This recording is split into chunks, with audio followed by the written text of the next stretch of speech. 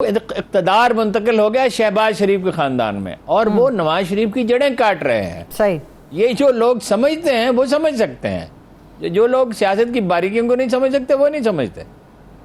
اب وہ جو ہیں وہ کہہ رہے ہیں نواز شریف کا امیدوار، انہوں نے یہ نہیں کہا شہباز شریف کا امیدوار یا ہماری پارٹی کا امیدوار.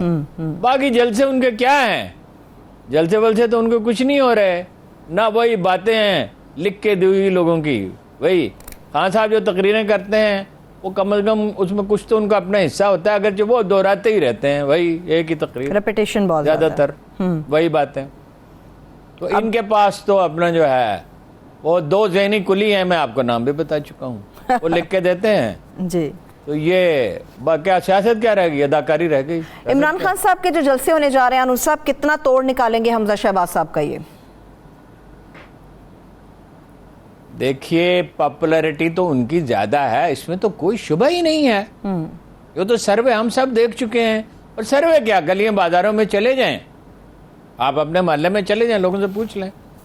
لیکن ووٹوں کو اس کو پاپولیرٹی کو کنورٹ کرنا اپنی ٹھوس حمایت میں، یہ ایک دوسرا کام ہے.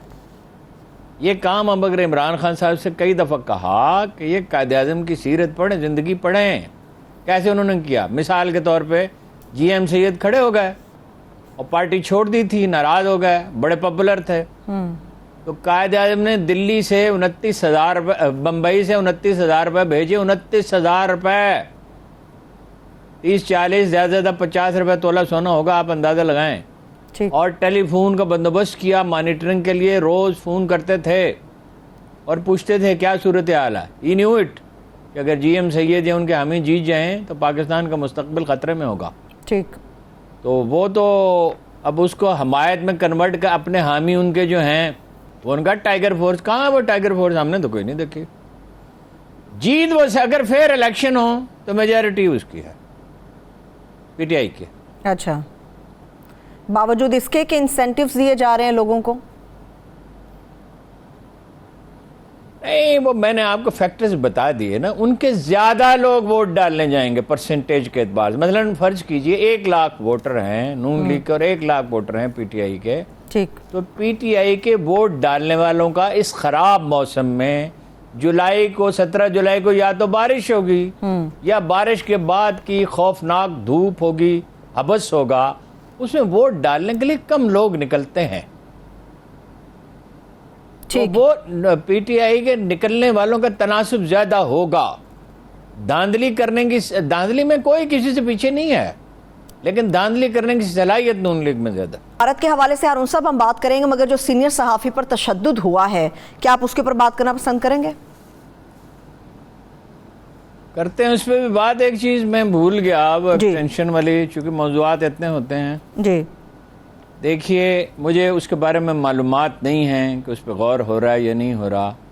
میں آپ کو ایک تاریخی ریکارڈ کی بات بتا دیتا ہوں کہ نواز شریف جب بھی وزیر اعظم رہے، عملاً تو وہ وہی وزیر اعظم ہے، حکم انہی کا چلتا ہے، انہی کے کہنے پہ یہ حکومت نے 14 مہینے اقتدار میں رہنے کا فیصلہ کیا. بات چیت بھی جو ہوئی ہے انہی کے ساتھ ہوئی ہے. انہوں نے کبھی کسی کو ایکسٹینشن دی نہیں ہے آج تک. ان کا ریکارڈ یہ ہے. باقی پریکٹیکلی کیا ہونا ہے مجھے معلوم نہیں ہے. اچھا، گزارش یہ ہے کہ وہ تو تاریخ اپنے سینے میں کوئی راز چھپا کر نہیں رکھتی.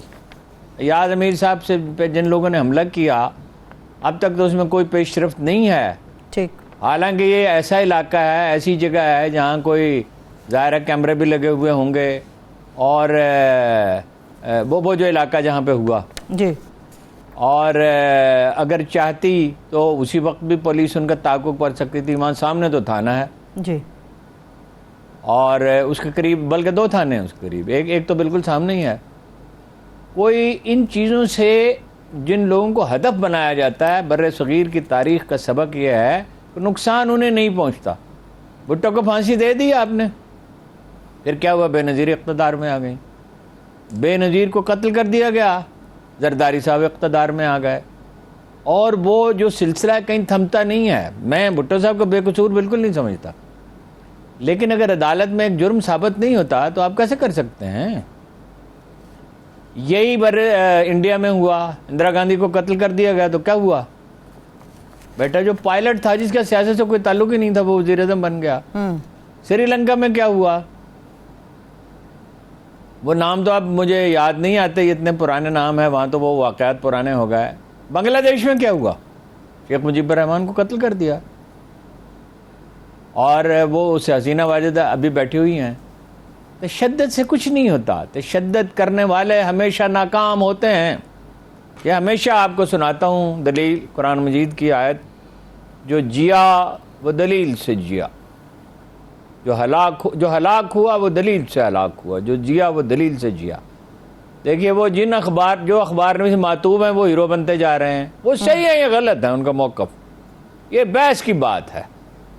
ممکن ہے ہمیں بھی بعض ان کے پہلوؤں سے اختلاف ہو, صحیح, لیکن ان میں سے بعض تو ایسے ہیرو بن گئے ہیں کہ وہ الیکشن لڑے تو ہار نہیں سکتے. لاہور شہر سے الیکشن لڑے, 2 آدمیوں کے بارے میں میں کہہ سکتا ہوں کہ وہ ہار ہی نہیں سکتے اگر لاہور شہر سے الیکشن لڑے. ٹھیک ہے, ٹھیک ہے. اب آپ نے بہرحال کوئی راز رہے گا تو نہیں, ایک دن پتہ تو چل ہی جائے گا. بالکل, بلا شبہ. ارون صاحب آپ نے انڈیا کی بھی بات کی. انڈیا جو ہے بھارت انتہا پسندی کے اندر اپنے ہوش و حواس ہی کھو بیٹھا ہے. نئے ان کے طریقے ہیں, اتنے منصوبے ہیں, اتنے اقدامات اٹھا رہے ہیں وہ لوگ. بھائی نفرت میں اور انتہا پسندی میں ہوش و حواس ہی کھوئے جاتے ہیں, اور کیا کھویا جاتا ہے؟ وہ 2 آدمی جھگڑا کر رہے تھے, کہاں پہ؟ جہاں رسول اللہ صلی اللہ علیہ وسلم قریب تھے موجود, جھگڑا کر رہے تھے, چیخ رہے تھے, ایک دوسرے پہ شاؤٹ کر رہے تھے. تو رسول اللہ صلی اللہ علیہ وسلم نے فرمایا کہ ایک کلمہ مجھے ایسا معلوم ہے کہ اگر ان میں سے کوئی پڑھ لے تو اس کا غصہ ختم ہو جائے. اس مفہوم کے الفاظ کے, ایگزیکٹ الفاظ نہیں ہیں. جا کے کسی آدمی نے اس سے کہا, ان میں سے ایک سے, اب اندازہ لگایا مدینہ منورہ میں رسول اللہ کا زمانہ, اس نے جواب دیا میں کو پاگل ہوں, یہ روایت کیا جاتا. جب ہیجان طاری ہوتا ہے تو جو پہلی چیز رخصت ہوتی ہے وہ عقل ہے. صحیح. جب غصہ طاری ہوتا ہے, انتقام طاری ہوتا ہے, اور جب ایک پورا معاشرہ بیمار ہو جائے, جیسے ہمارے کراچی میں ہوا تھا. یہ نہیں ہے کہ کراچی کے لوگوں کے ساتھ زیادتیاں تو بہت ہوئی تھیں, مگر اس کا علاج وہ نہیں تھا کہ ہتھیار اٹھا لیے جائیں اور جو ہے مخالفین کو قتل کیا جائے. وہ نہیں ہے جو بلوچستان میں ہوتا رہا. اردو بولنے والوں کو, پنجابیوں کو, سرائکی بولنے والوں کو قتل کیا جاتا رہا. بلوچ لیڈر نے اس پہ کبھی بات نہیں کی. جو بلوچوں کے ساتھ زیادتیاں ہوئیں اس پہ تو بات ہوتی ہے, اور ہونی بھی چاہیے, اور شد و مت سے ہونی چاہیے, اور اس کی تلافی ہونی چاہیے. تو یہ کیسے ممکن ہے کہ ظلم بھی ہو اور امن بھی ہو؟